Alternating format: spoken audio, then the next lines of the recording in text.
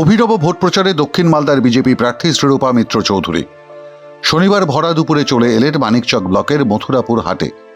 নিজের হাতে বিক্রি করলেন সবজি, মাটির সামগ্রী।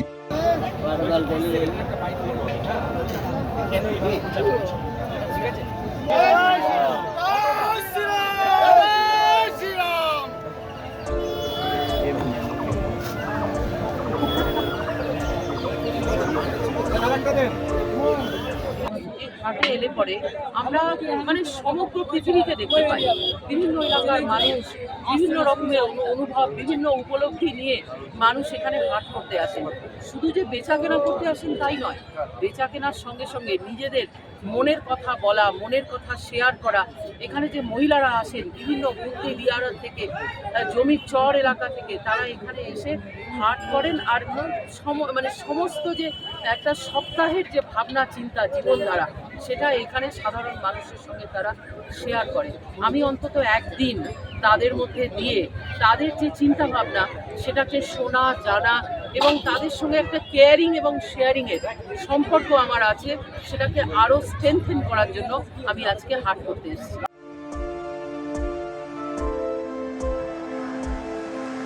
শুধু তাই নয়, মথুরাপুর হাটের মাঝেই চায়ের দোকানে বসিয়ে দিলেন চায় পে চর্চা।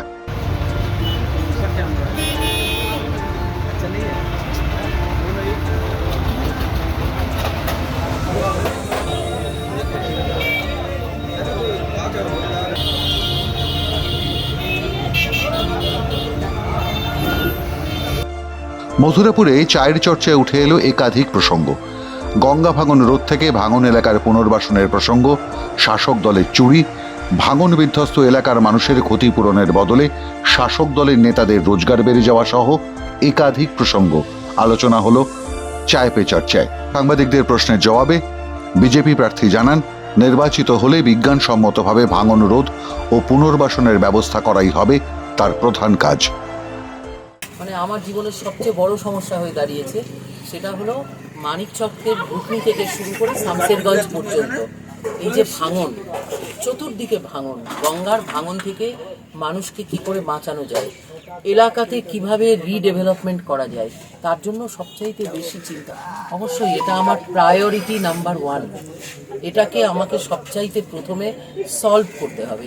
এই যে কর্মযোগ্য কিভাবে আমরা এই আইল্যান্ডগুলোকে বাঁচাবো, তার জন্য কি ধরনের বিজ্ঞানসম্মত কি ধরনের বাঁধ তৈরি করতে হবে এবং যারা অলরেডি বাড়িঘর ভেসে গেছে যাদের, তাদেরকে কিভাবে রিহ্যাবিলিটেট করা যায়, তাদেরকে কি কম্পেনসেশন দেওয়া হচ্ছে আমার প্রথম কাজ। দক্ষিণ মালদার গোদাইচর এলাকায় এখনো বিদ্যুৎ পৌঁছয়নি। এ প্রসঙ্গে বিজেপি প্রার্থীর অভিযোগের তীর সরাসরি জেলা শাসকের দিকে। তিনি বলেন, কেন্দ্রীয় সরকারের সৌভাগ্য যোজনায় গোটা দেশে বিদ্যুৎ পৌঁছে যাচ্ছে, মালদায় এলো না কেন? বোঝাই যাচ্ছে প্রশাসন ঠিকমতো কাজ করছে না রাজ্যে। প্রধানমন্ত্রী সৌভাগ্য যোজনার আন্ডারে ভারতবর্ষের প্রতিটি রিমোট গ্রামে ইলেকট্রিসিটি পৌঁছেছে। আমাদের গদাইচরে কেন পৌঁছয়নি? কারা সার্ভে করেছেন, কারা রিপোর্ট দিয়েছেন, সেটা জানতে হবে এবং আপনাদের কাছে অনুরোধ করছি এটা আপনারা জানেন। গত নির্বাচনেও এই কেন্দ্রে প্রার্থী ছিলেন শ্রীরূপা মিত্র চৌধুরী। সামান্য ভোটের ব্যবধানে হেরে গিয়েছিলেন তিনি। তবে এবার তিনি কনফিডেন্ট, দক্ষিণ মালদার মানুষ আর সে ভুল করবেন না। গত নির্বাচনে আমরা যে স্বল্প মার্জিনে পরাজিত হয়েছি, এটা কিন্তু নির্ভয়াধীন পরাজয় নয়। এটা হচ্ছে মালদার 50 লক্ষ মানুষের বসবাস। এই সংখ্যার যে মানুষ, তাদের এটা পরাজয়। কেন? তার কারণ হচ্ছে নির্ভয়াদিকে যদি আপনারা নির্বাচিত করে পার্লামেন্টে পাঠাতেন, তাহলে এলাকায় ব্যাপক উন্নয়নের কাজ, কিন্তু সেই কাজটা থেকে মানুষ ডিপ্রাইভ হলো। তো যারা এই বিষয়টা নিয়ে আলোচনা করেন, যারা অ্যানালিসিস করেন, আমি তাদের কাছে আবেদন করছি যে আপনারা বিষয়টাকে বুঝুন এবং নির্ভয়াদিকে যথাস্থানে পাঠান, যেন নির্ভয়াদিকে ইউজ করে আপনাদের এলাকার ডেভেলপমেন্ট আপনারা করতে পারেন। তবে তার মন্তব্য, বিরোধীরা যা বলার বলবেন, কিন্তু তিনি জনসংযোগ বাড়িয়েই দক্ষিণ মালদার মানুষের মন জয় করবেন।